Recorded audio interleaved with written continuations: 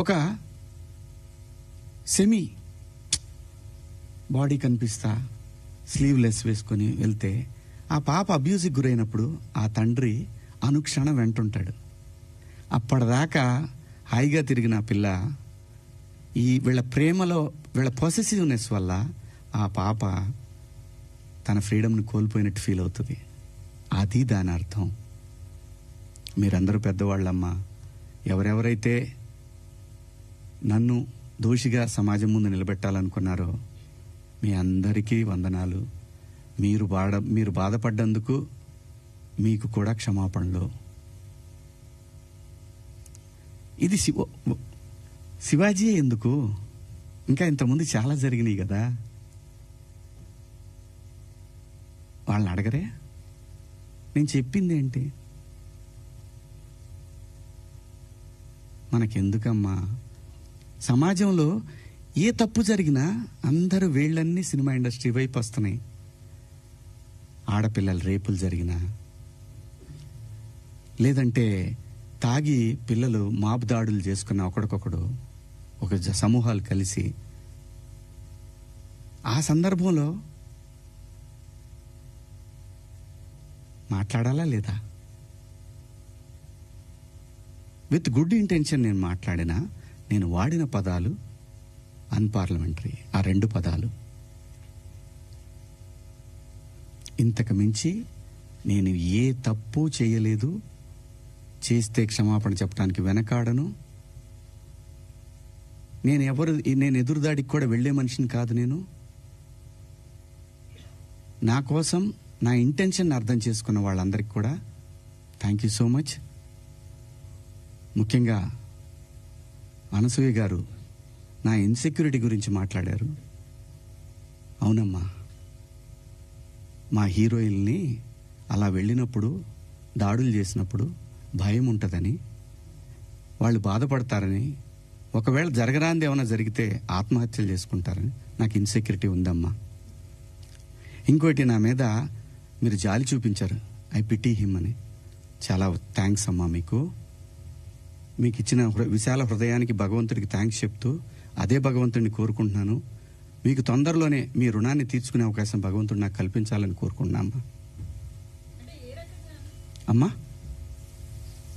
అంటే ఎవరన్నా ఆవిడ్ని ఎక్కడన్నా ఇబ్బంది పెడితే ఇది తప్పురాని ఖండించడానికి నేను కూడా వెళ్ళాలి అని. అంతేనమ్మా. ఇంత తప్ప నాకు ఎటువంటి బ్యాడ్ ఇంటెన్షన్స్ లేవండి. మీరెవరన్నా అడిగిన క్వశ్చన్స్లో మీరు పదాలు వాడి తప్పు కదా అంటే దానికి ఆల్రెడీ క్షమాపణ చెప్పాను.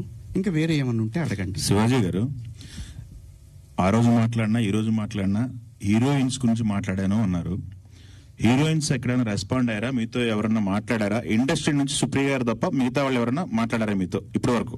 ఎవరు మాట్లాడలేదండి. విష్ణుబాబు మాట్లాడాడు నాతోటి. ఏమన్నాడంటే, డార్లింగ్ అని అంటే, సారీ బాబు, నా నుంచి 2 బ్యాడ్. ఇదే ఫస్ట్ కాల్ రాగానే ఇట్లా పదాలు వాడాను. లిటరల్గా నాకు అపాలజీస్ చెప్పాలనుంది అన్న. సూపర్, ఇంకేంటి, ఒక మెయిల్ పంపించేసేయండి, వాళ్ళు ఆల్రెడీ పెట్టినట్టున్నారు. పంపించేశాను. ఆ తర్వాత చాలామంది హీరోలు ఫోన్ చేశారు, చాలామంది ఆర్టిస్టులు ఫోన్ చేశారు, చాలామంది ఎమ్మెల్యేలు ఫోన్ చేశారు. ఆడపిల్లని కాపాడుకోవాలనే ఉద్దేశం తప్ప ఆడపిల్లని బంధించి, ఆడపిల్ల స్వేచ్ఛను హరించి, ఆడపిల్లల్ని ఆట వస్తువులాగా చూడాలనుకునే సంస్కారం ఈ జనరేషన్లో కూడా ఎవరికీ లేదు. కుసంస్కారం ఎవరికీ లేదు. ప్రతి తల్లి, నా ఇంట్లో తల్లి ఉంది, మీ ఇంట్లో తల్లి ఉంది. మనకు పెళ్ళిళ్ళైతే భార్యలు ఉంటారు, మనకు బిడ్డలు పుడితే ఆడపిల్లలు ఉంటారు. వీళ్ళందరి మీద ఉన్న అపరిమితమైన ప్రేమతోనే వాళ్ళ మీద చూపించే అడుగడుగు. ఎందుకంటే ఈ భారతదేశంలో ప్రతి 3 గంటలకు ఒకసారి రేపు జరుగుతూ ఉంది. ఒక ఆడబిడ్డ జీవితం నాశనం అయిపోతూ ఉంది.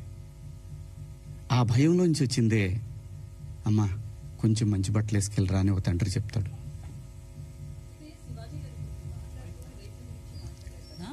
సో ఆ చిన్న చిన్న పిల్లలే కావచ్చు, నెలలు సంవత్సరాల పిల్లలు కావచ్చు, వాళ్ళ దగ్గర ఎట్లాంటి ఎక్స్పోజింగ్ ఉండదు. పెద్దవాళ్ళు చీరలు కట్టుకున్న వాళ్ళు కావచ్చు, డ్రెస్సెస్ వేసుకున్న వాళ్ళు కావచ్చు, చుడీదార్స్, డ్రెస్ తో సంబంధం లేకుండా రేప్స్ అనేవి జరుగుతున్నాయి కదా. ఓన్లీ డ్రెస్సే అని ఎలా చెప్తాం మనం? నేను జాగ్రత్త తీసుకుంటున్నా అమ్మా, డ్రెస్ గురించి చెప్పట్లేదమ్మా. జాగ్రత్త తీసుకుందాము, మనం కొంచెం జాగ్రత్తగా ఉంటే పోద్ది కదా. ఈ వితండవాదం చేసుకునే కన్నా కొంచెం జాగ్రత్త పడదాము. రేపు పొద్దున ఒక ఆడపిల్లకి ఆ అమ్మాయి తప్పు లేకపోయినా ఇష్టం వచ్చినట్టు ఇవాళ ఆడపిల్లలకి పెళ్ళిళ్ళు కావాలంటే ఇన్స్టా ఐడీలు అడుగుతున్నారు, ఫేస్బుక్ ఐడీలు అడుగుతున్నారు. మగాడికి కావాలన్నా అదే ఉంది.